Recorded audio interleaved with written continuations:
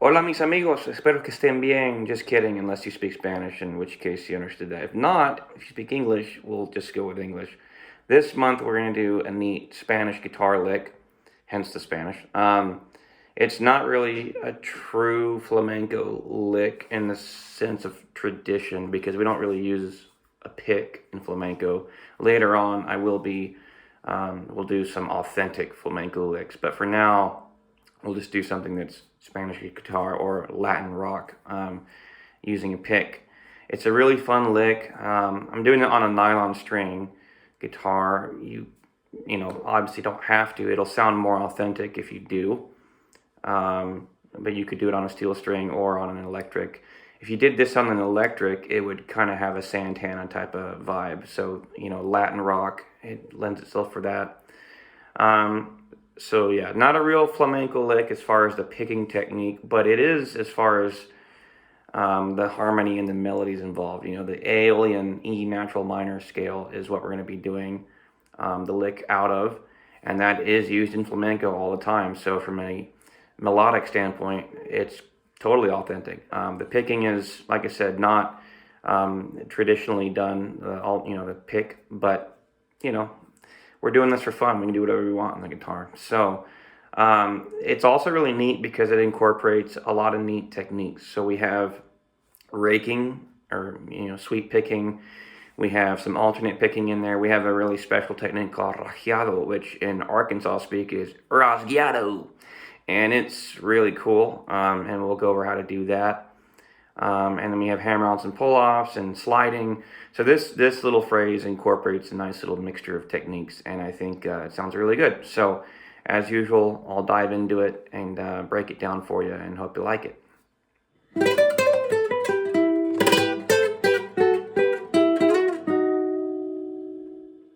Alright, so the first thing we're going to do is actually take the pick and we're going to rake down on the G, B, and high E strings, like this. And the ring finger is going to be on the 3rd string 9th fret, which is E. Middle finger is going to be on the 2nd string 8th fret, which is G. And then the index finger is going to be on the 1st string 7th fret, which is B. So you have E, G, B, and then the pinky is going to grab the 1st string 10th fret, which is D. And that's going to be on an upstroke.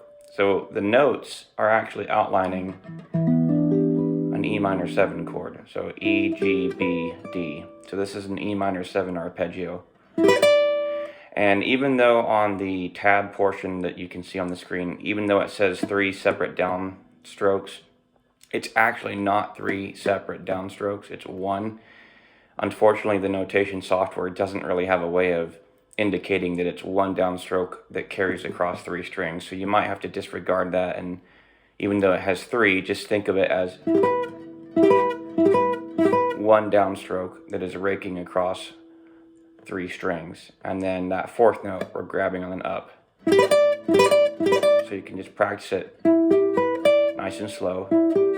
You don't want the notes to overlap. We want this to be a melodic approach, so each note should ring out individually, not overlapping. So remember that there's melodic and there's harmonic. So this is harmonic, that's more melodic. Harmonic, melodic, harmonic, melodic. So we want to do this melodically. And now obviously it's impossible to get no overlappage with the echoing in the guitar and all that, but for the most part we want to try to get it as close to melodic as possible. So that's the first little part. After we do that, we're going to go to the 1st string 8th fret, which is a C with the middle finger. So yeah. And then as soon as you've plucked that C, you're going to do a hammer-on to the 10th fret with the pinky, which is up to the D note. Then we're going to pull off back to C and pull off to the B on the 7th fret. So you have, right. That's the first little phrase. And then you're going to go to the pinky on the 2nd string 10th fret, which is the A note. Back to the index on the 1st string 7th fret, which is B. Then middle finger on the 2nd string 8th fret, which is G. Then ring finger 3rd string 9th fret, which is E. So that's That's the first little phrase. Then you can see after that rake, I'm doing down, pull-offs, right?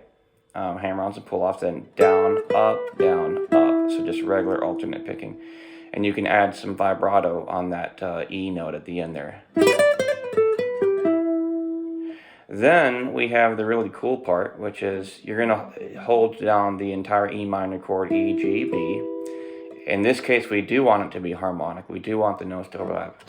And we're going to do rasgueado, or like I said in Arkansas speak, rasgueado. And what we're going to do is pinky, ring, and middle, they're all going to flick up one at a time. And then the middle at the end will flick out, or all three together. So you're going to do pinky, ring, middle, out. So it's a total of 4 hits.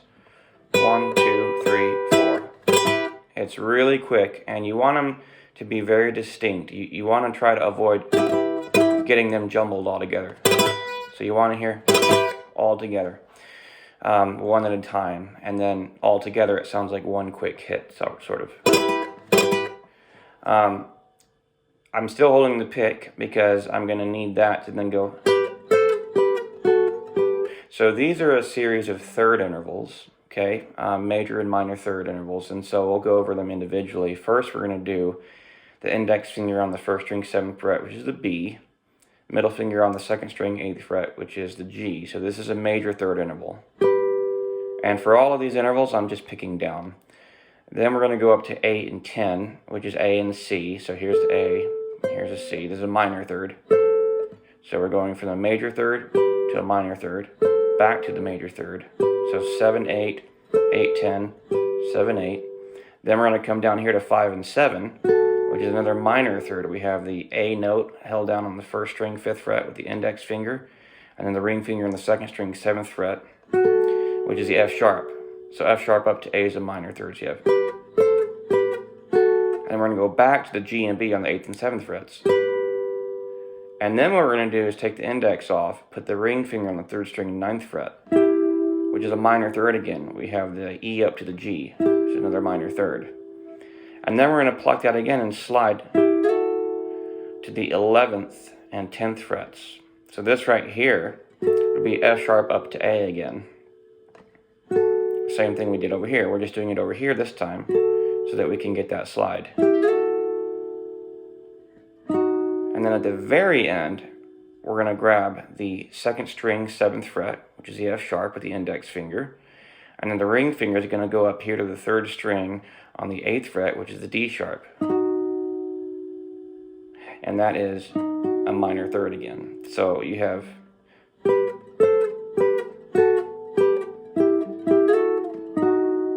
Now, this lick is rhythmically, because it's a Latin lick, it's very syncopated. We've got a couple 32nd notes in there. We've got 16th, we've got 16th note triplets, we've got dotted 16ths, we've got 8th notes.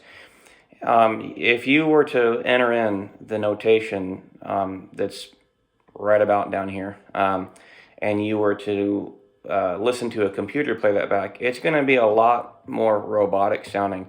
When you listen to Latin music, there's a lot of ebb and flow. There's a lot of human, I don't really know the best. I mean, there's a lot of that human element where it's very stretchy. It's not strictly robotic like a lot of, like rock music, which is usually right on the beat, unless it's, progressive rock or something like that, or, but most Latin music, a lot of Latin music is very syncopated.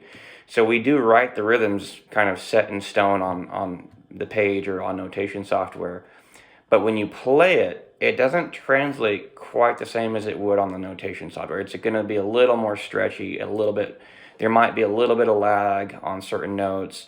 So it's, a robot or a notation software is never going to do Latin music justice, a phrase like this. It's never going to sound quite as sort of stretchy. There's not as much ebb and flow. There's not as much syncopation. So all that to say, the rhythms that you see down on the tab, you can, to an extent, you can kind of take that with a grain of salt, knowing that you can definitely you know, like all the licks that we go over, you can take it and run with it. You can make it your own. You can stretch out certain notes here or there. You can linger a little bit here and there. Whatever you want to do is fine. Now the theory behind this, it's in the key of E minor, so it's coming out of the Aeolian, E natural minor scale. And this lick is, like I said, it's outlining E minor 7. And most of this is going to sound great over just like an E minor or E minor 7. If you wanted to put a major spin on it, you could go to the relative major of E minor, which is G, which would still sound okay. Now the minute we do this, that is resolving to a B7 chord, B dominant 7th chord, or B major. Regular B major would be fine too. Now that is a non-diatonic chord substitution, because in the key of E minor or G major, we don't actually have a B7 chord, we have a B minor. So that is something that we call a chord substitution that you can do just to spice things up and get a different sound. So anyway, there's the lick. Hope you guys enjoyed it. As usual, take it and run with it. See what all it inspires, and hopefully you'll come up with some really cool stuff that is kind of taking this and expanding on it. So see you guys next time. Take care.